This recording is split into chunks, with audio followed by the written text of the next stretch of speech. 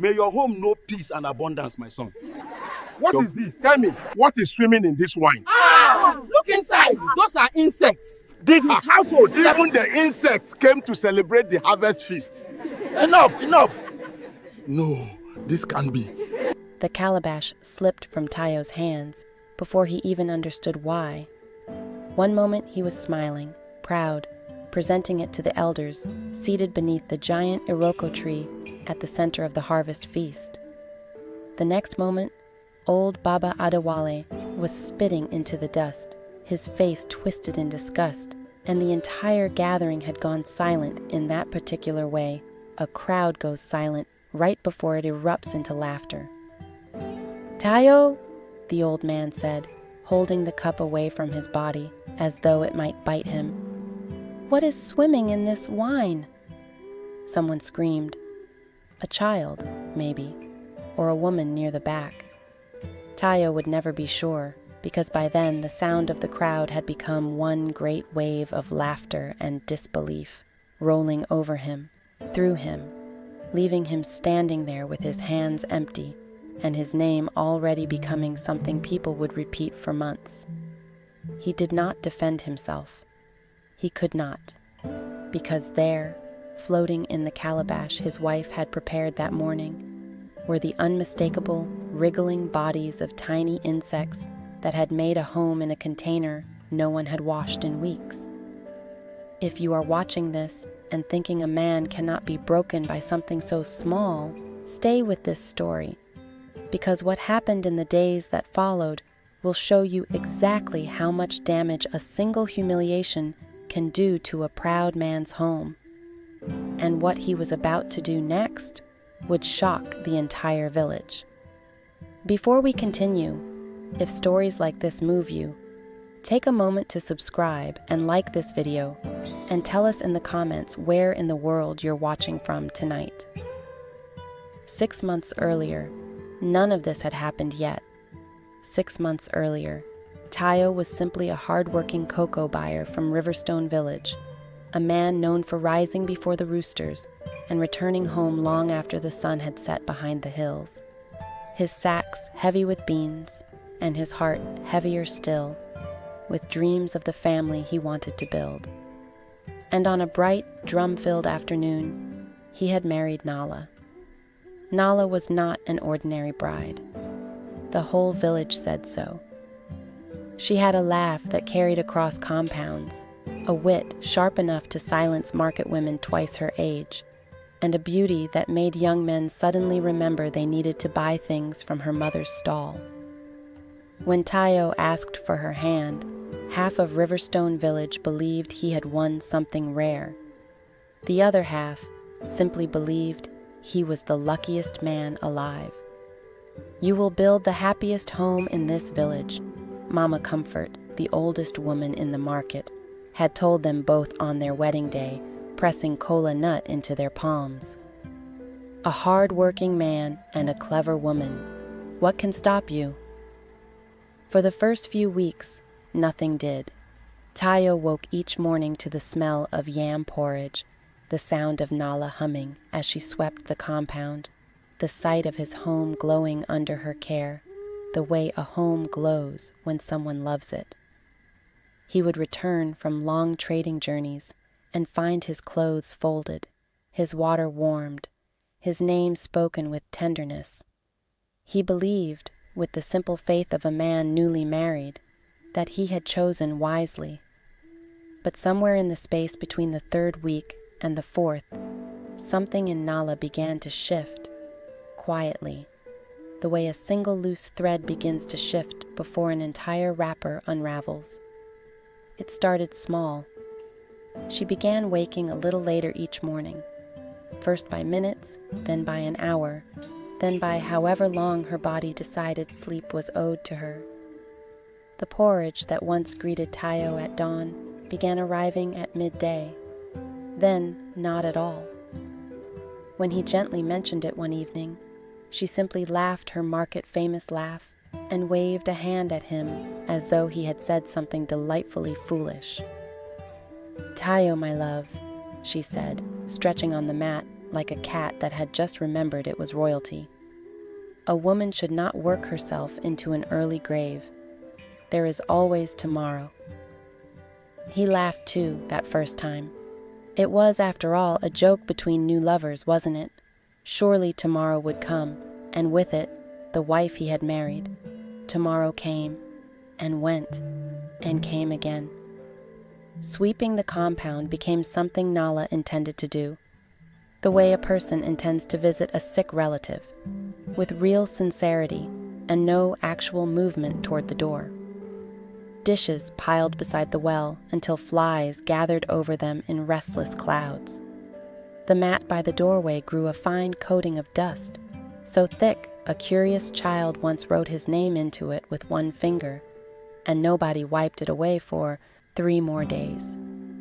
Whenever the neighbors asked Nala how married life was treating her, she answered with the same bright, untroubled smile, as if she were discussing the weather rather than a home slowly falling into disrepair.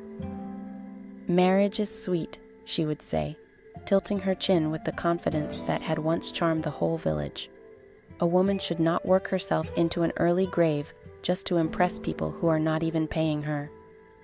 At first, people laughed along with her. Nala had always had a way of making even laziness sound like wisdom, but laughter, like dust, has a way of settling. And underneath it, in the quiet corners of Riverstone Village, mouths had already begun to move. Because a home does not fall apart in a single afternoon.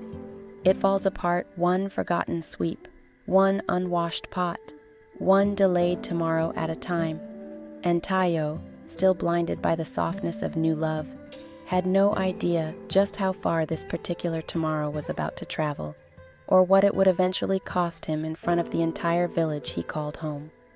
By the second month, the compound Tayo once returned home to no longer smelled like his wife's cooking. It smelled like waiting.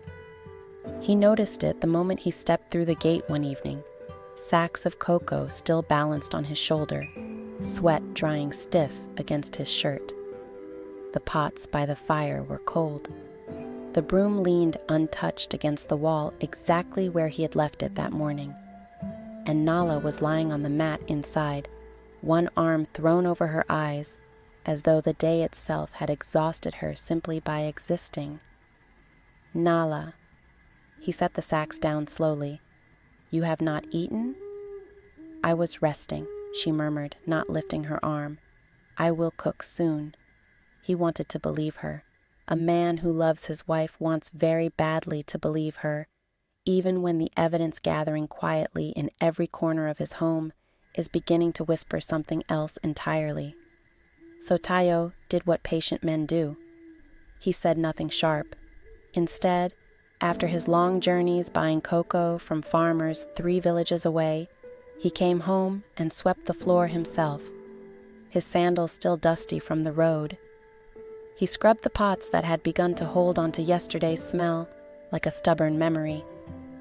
He fixed the shelf that had been hanging loose since before the wedding, hammering the nail in by lamplight while Nala slept soundly a few feet away. He bought her new things, too. A shining set of cooking pots from the big market in town, sweet-smelling soap wrapped in leaves, 2 beautiful wrappers dyed the deep indigo she had always admired on other women. He laid them at her feet one evening like offerings. "For you," he said, watching her face carefully, "so that you might feel like taking care of things again." Nala's eyes lit up at the gifts, genuinely, warmly. She held the wrappers to her chest and thanked him with a kiss that made his chest ache with hope. But 3 days later, the new pots sat exactly where he had placed them, still wrapped in their market paper, and the soap remained untouched on its dish, slowly softening in the humidity of a bathroom nobody had cleaned. Nothing changed. Only the excuses did. "I am tired today, Tayo. The weather is too hot to be scrubbing pots. Tomorrow is another sunrise. What is the hurry?" Each excuse arrived dressed differently, but underneath, They were all the same coin, spent again and again, until Tayo began to wonder if his wife's tongue had memorized a script he could not see. It was around this time that people began to notice something else, something smaller, quieter, and somehow sadder than the dust gathering on the shelves.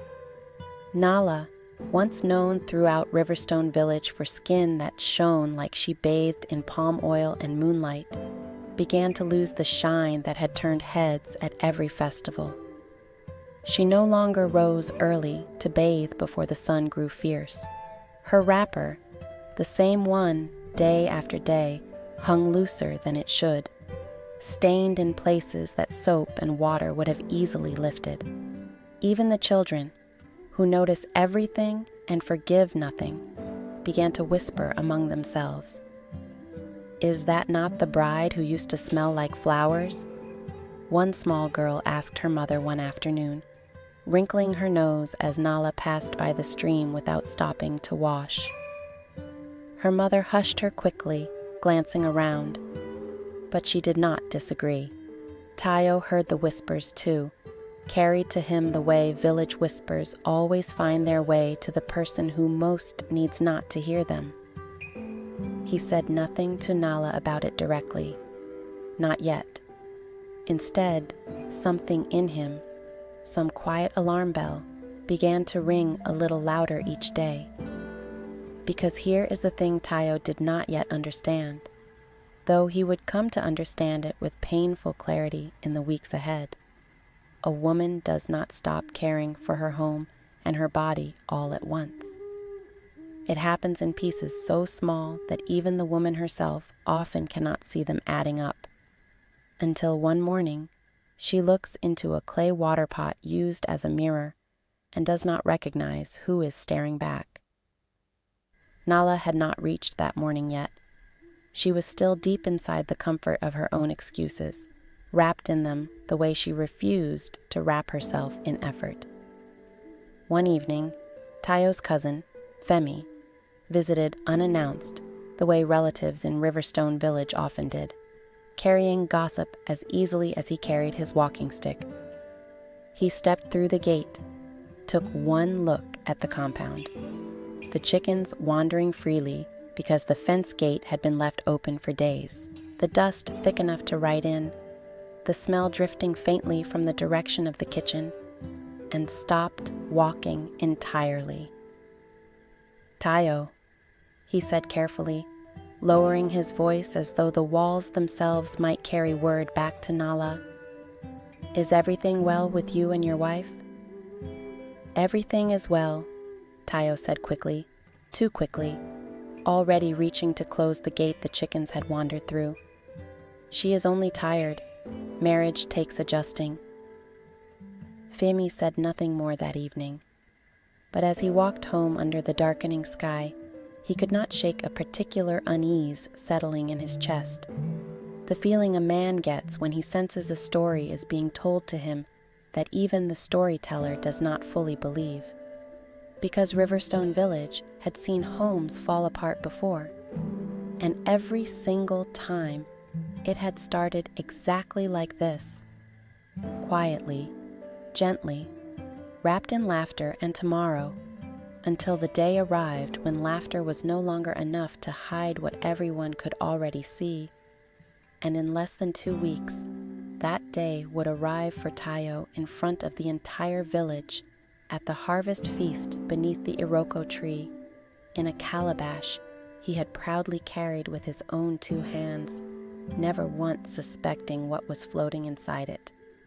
The morning of the harvest feast, Tayo woke with a rare lightness in his chest.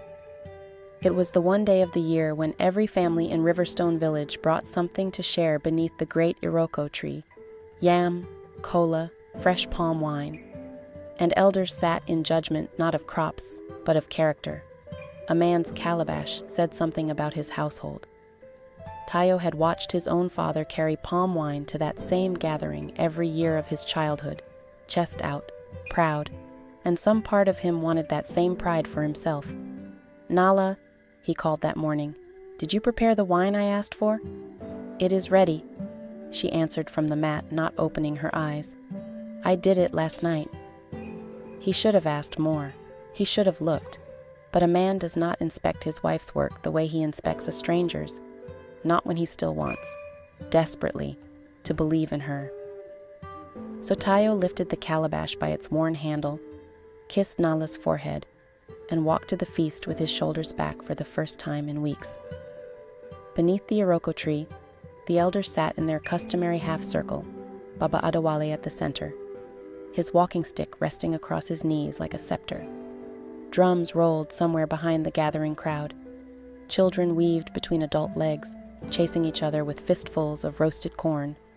It was, for one golden hour, exactly the kind of afternoon Tayo had married Nala, hoping to build a lifetime of.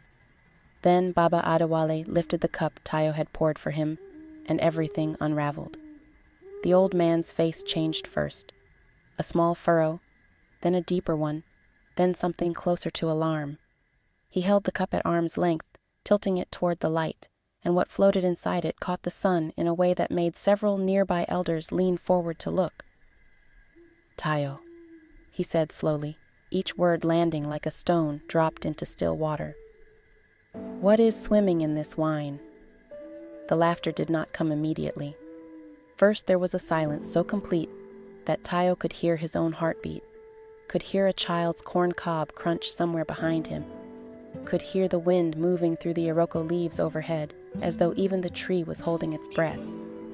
Then someone at the edge of the crowd began to laugh, a short, disbelieving bark, and the sound spread through the gathering like fire through dry grass. Within moments, half the feast was doubled over, hands slapping thighs, tears gathering at the corners of eyes, and Tayo stood frozen at the center of it all, the empty calabash still hanging from his fingers, understanding with sick clarity that this moment would follow him long after the laughter faded. "A cocoa buyer who cannot even keep insects out of his wine," someone called out, wiping their eyes. "What next, Tayo? Snakes in the soup?" He did not answer. He could not. He simply lowered the calabash, nodded once at the elders, in the closest thing to an apology his throat could manage, and walked home through streets that suddenly felt much longer than they had that morning. Every stair along the way, another small stone added to the weight already crushing his chest. Nala was waiting when he arrived, humming to herself as she rearranged a basket that did not need rearranging. She looked up at his face, and the humming died in her throat. "Tayo, what happened?" "The wine," he said quietly. "There were insects in it, in front of the elders, in front of everyone." Her hand flew to her mouth, and for one moment, something like real shame crossed her face. "The calabash, I meant to wash it properly. I only rinsed it because I was tired," Tayo finished for her, and the word came out flatter than he intended. "I know, Nala, you are always tired." She opened her mouth to answer, but something in his eyes stopped her. It was not anger she saw there. Tayo had shown her anger before, small flashes quickly swallowed. This was different, quieter, heavier, the look of a man who had finally stopped waiting for tomorrow to arrive. He did not shout that night. He did not throw the broken calabash across the compound, though some smaller wounded part of him wanted to. Instead, he sat outside long after Nala had gone to sleep, staring up at a sky full of indifferent stars, turning something over in his mind with the same careful patience he used when weighing cocoa beans to make sure no farmer had cheated him. By morning, he had made a decision. It arrived unexpectedly in the shape of a visitor. Amma, a widow from the eastern edge of the village, appeared at his gate 3 days later with her niece Layla, trailing quietly behind her. A young woman with steady eyes and hands that looked accustomed to work rather than rest. "My niece is looking for honest labor," Amma said, glancing briefly, almost apologetically, toward the dust gathered thick along Tayo's doorway. "She keeps a clean house, Tayo. She would keep yours clean too, if you would have her." Tayo looked at Layla for a long moment. Then he looked past her, toward his own compound, toward the home that had once smelled like porridge, and now smelled like something he did not have a name for. "Come tomorrow," he said finally. "I will pay you fairly." Within days, the transformation was almost impossible to believe. The dust vanished, the pots gleamed. The chickens stayed penned behind a gate that no longer hung loose on its hinges. Neighbors passing by slowed their steps, glancing into the compound with open surprise, murmuring to each other about how quickly a home could breathe again when someone finally tended it. Nala noticed too. How could she not? But what she felt watching Layla move through her own kitchen with quiet efficiency was not gratitude. It was something sharper, something that sat uneasily in her chest and refused to be named, not yet. And she had no idea that Tayo's decision was not finished. Because that evening, as she reached for the small pouch where he always left her monthly allowance folded neatly inside, her fingers found nothing there at all. And when she looked up, Tayo was already watching her, waiting, his face unreadable in the lamplight. "Tayo." Nala's fingers were still searching the empty pouch, as if repetition might conjure coins from nothing. "Where is my allowance?" "There is no allowance this month," he said, and his voice carried none of the apology she had expected. "Or the next one, until I say otherwise." She stared at him, waiting for the joke to reveal itself, the way his jokes usually did. A slow smile, a hand reaching for hers, but no smile came. "Tayo, what is this? You are punishing me because of one calabash?" "This is not about wine." He set down the small ledger he used to track his cocoa earnings, meeting her eyes fully for the first time in what felt like weeks. "Layla is being paid to do the work you no longer do. That money must come from somewhere, Nala. It is coming from you." The words landed harder than any shout could have. Nala opened her mouth. To argue, to laugh it off, to summon whatever excuse had always worked before. But for the first time, she found nothing waiting on her tongue. "Every responsibility carries a cost," Tayo continued, quieter now, almost gently, as though he were explaining something to a child rather than his wife. "Whether it is carried by family or by a stranger you pay to carry it instead. I am simply showing you the true price of what you chose to put down." That night, Nala lay awake long after Tayo's breathing had slowed into sleep, staring at a ceiling she had stopped noticing months ago, her mind turning over numbers and choices she had never once bothered to consider real. The following weeks brought changes she had not asked for and could not refuse. With Layla managing the compound, the cooking, the cleaning, the small quiet order that had returned to every corner of the home, Tayo redirected Nala's days toward the world outside instead. "You will handle the market from now on," he told her one morning, pressing a small basket into her hands. "And visits to your mother's people, and anything my trading requires while I am away." It should have felt like less of a burden, trading dust for daylight, trading pots for open air. Instead, Nala found herself standing in the crowded market for the first time in months, haggling over pepper prices with women who eyed her sideways, whispering behind cupped hands about the bride who had once been too tired to sweep her own doorstep. "Ah, Nayla," one trader said with a smile too sweet to be kind. "We have not seen you in the market in so long. We thought perhaps you had grown too important for us small people." Nala forced a smile back, her cheeks burning, and said nothing. There was, she realized with growing discomfort, nothing clever left to say. Worse than the market whispers was watching Layla. Each evening, Nala returned to a compound that gleamed, swept, ordered, smelling of proper cooking rather than neglect, and found herself standing at the threshold, like a visitor, in her own home. Neighbors who passed by no longer paused to admire Nala's wit or her famous laugh. They paused to admire the yard. "This compound has never looked so peaceful," old Mama Bisi remarked one afternoon, leaning over the low fence with unmistakable warmth. "That girl, Layla, Ama's niece, she has good hands, eh? A real blessing to this house." Nala smiled through gritted teeth and walked inside before her face could betray what she was feeling.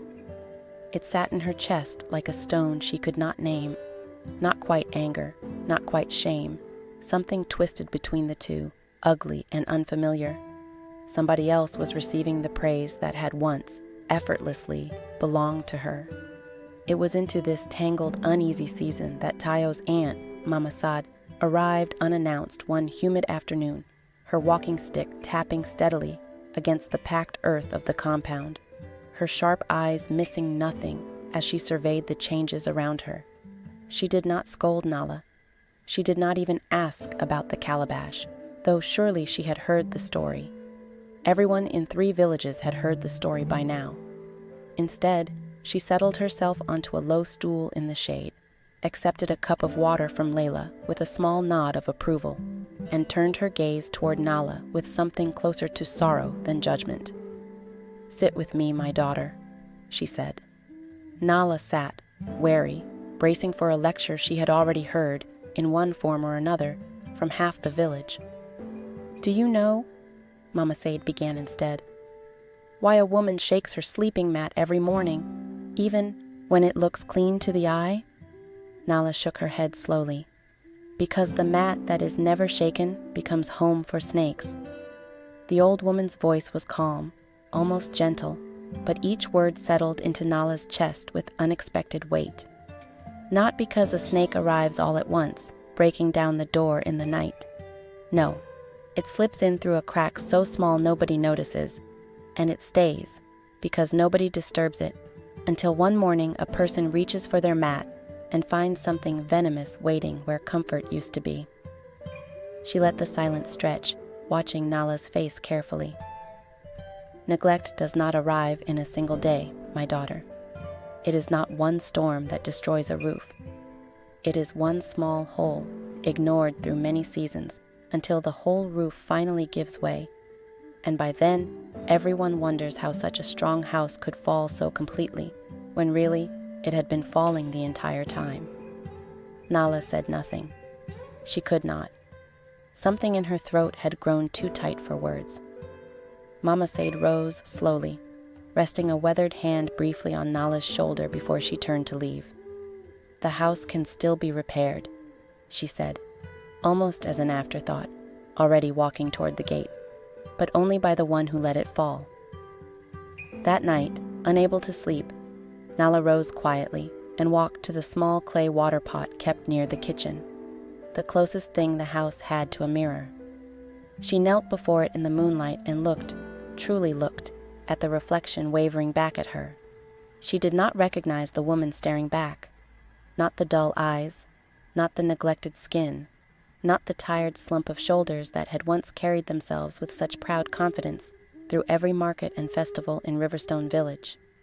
The problem, she understood then, with a clarity that arrived like cold water down her spine, had never really been the house at all. It was her. The morning after Mama Sade's visit, Nala rose before the sun for the first time in months. She did not wake to Layla's quiet footsteps already moving through the kitchen, or to Tayo's voice calling her gently from sleep. She woke on her own, urgency thrumming beneath her ribs like something long dormant, finally stirring back to life. She walked to the back of the house, to a small storage room she had not opened since her wedding day, and pulled aside a woven cloth thick with dust to reveal the tools she had once been famous for: reeds, dyes, the smooth wooden frame her grandmother had given her, all of it untouched, waiting, as if it had known she would return. Before her marriage, Nala had been known throughout the neighboring villages, not only for her wit, but for her hands. Baskets and mats woven so fine that traders from 3 markets away had once sought her out by name. She had let that gift go quietly, the way she had let so many things go, telling herself there would always be tomorrow to pick it back up. Her fingers trembled the first morning she sat down to weave again, clumsy after so long, the reeds slipping and catching in ways they never used to, but she did not stop. She sat through the ache in her wrists, through the humiliation of relearning something her own hands used to know instinctively, until, slowly, the old rhythm returned to her like a forgotten song. rediscovering its melody. Her first finished basket was imperfect, lopsided at the base. She sold it anyway, to a passing trader for almost nothing, and felt something she had not felt in longer than she could remember. Pride that she had actually earned, rather than pride handed to her simply for existing. Word travels quickly in villages built on gossip and admiration in equal measure. Within weeks, her baskets, steadily improving, each one tighter and more beautifully patterned than the last, were being requested not just in Riverstone Village, but in the markets beyond it. She began waking earlier, not because anyone forced her to, but because the daylight hours now held purpose worth waking for. And with purpose, everything else quietly followed. She bathed each morning before the heat grew fierce, not from fear of Tayo's disappointment, but because she wanted, for the first time in a long while, to feel like herself again. She dressed with care. She walked through the market with her shoulders back, greeting the same traders who had once whispered about her, meeting their eyes without flinching. Tayo noticed the change, of course. It was impossible not to. But he had learned something hard-won over the past difficult months, and he did not rush toward her with praise or forgiveness too quickly, the way he once might have.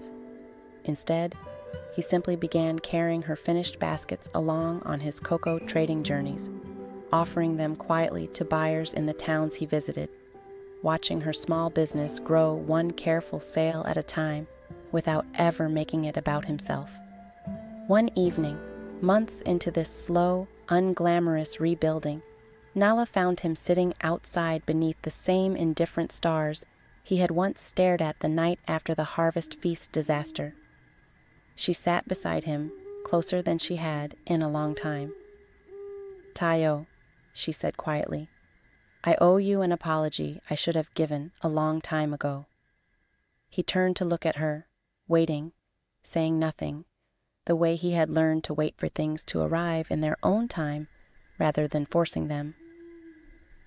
"I convinced myself that rest and neglect were the same thing," she continued, her voice unsteady but honest, in a way it had not been in longer than either of them could remember. "I told myself tomorrow would always be enough time. I let this house fall apart one small excuse at a time, and I let myself fall apart right along with it. I am ashamed of the woman you married becoming someone I no longer recognized." Tayo reached for her hand, the first time he had done so freely in months. "I did not hire Layla to shame you," he said quietly. "I hired her because I needed you to see, with your own eyes, what love without effort actually costs. I did not want a wife who performed happiness for the village while our home quietly rotted behind closed doors. I wanted a partner." "I am trying to become one," Nala whispered, "truly trying." Change, as it turned out, did not arrive all at once, the way disaster had not arrived all at once either. There were mornings Nala still woke later than she intended. Moments old habits reached for her like familiar, tempting hands. But the difference now was visible, consistent, earned rather than performed, and slowly, the compound itself began to reflect it. Layla remained for several more months, though the dynamic between the two women shifted gradually from quiet rivalry into something closer to genuine partnership. Nala began working alongside her rather than resenting her presence, learning patience from watching someone who had never needed to be taught it in the first place. Eventually, once Nala had firmly proven she could manage her home and her craft together, Layla moved on to another household that needed her. But she left behind far more than clean pots and swept floors. She left behind a standard Nala had finally chosen to hold for herself. Months later, at the following year's harvest feast, beneath the same iroko tree, Tayo once again carried a calabash of palm wine toward the gathered elders. This time, his hands did not shake with pride born of ignorance, but with the quiet confidence of a man who had watched his wife personally scrub and inspect every inch of the container the night before.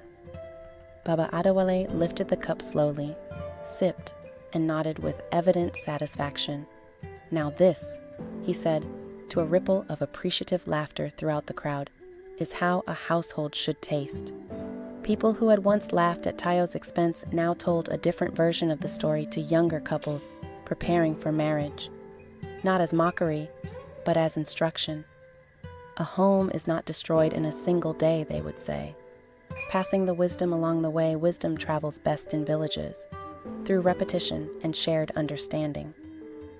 It is neglected one small decision at a time, and it is rebuilt the very same way. One chosen morning, one shaken mat, one small act of care at a time. Nala understood, finally, that rest without purpose is simply another name for disappearing. And Tayo understood that love, real love, sometimes requires firm action rather than endless, exhausted patience. Together, they built something neither of them could have built alone.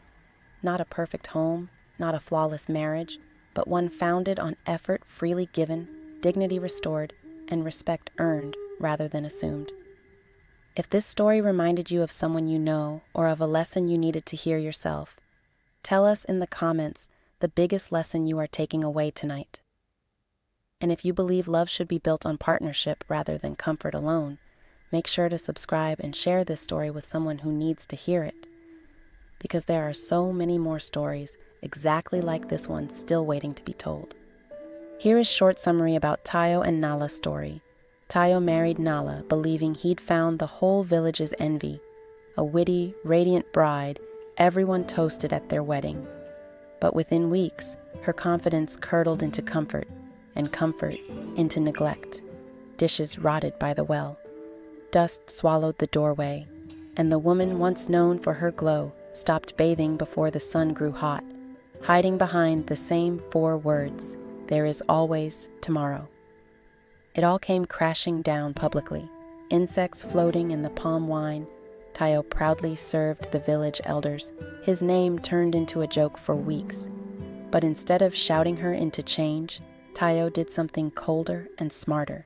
He hired Layla to run the house and quietly redirected Nala's allowance to pay her wages. Suddenly, rest had a price tag, and Nala was the one paying it. Watching a stranger earn the praise she used to take for granted broke something open in her. A proverb from Tayo's aunt, "The mat that is never shaken becomes home for snakes," finished the job. Nala rebuilt herself from the ground up, her old weaving craft, her mornings, her self-respect. Not because Tayo demanded it, because she finally wanted it back. Lessons I learned when writing this story. 1. Rest and neglect wear the same clothes, but they're not the same thing. Nala's real trap wasn't laziness, it was mistaking withdrawal for peace. 2. Love that only asks nicely eventually gets ignored. Tayo's gifts and gentle requests changed nothing. A real consequence did. 3. Dignity is contagious, and so is its absence. Watching Layla's quiet discipline shamed Nala more than any lecture could. 4. You can't gift someone their pride back.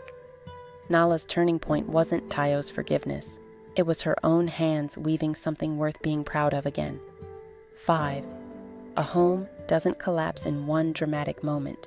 It's built or ruined one small, unremarkable morning at a time, which means it can also be rebuilt that same quiet way.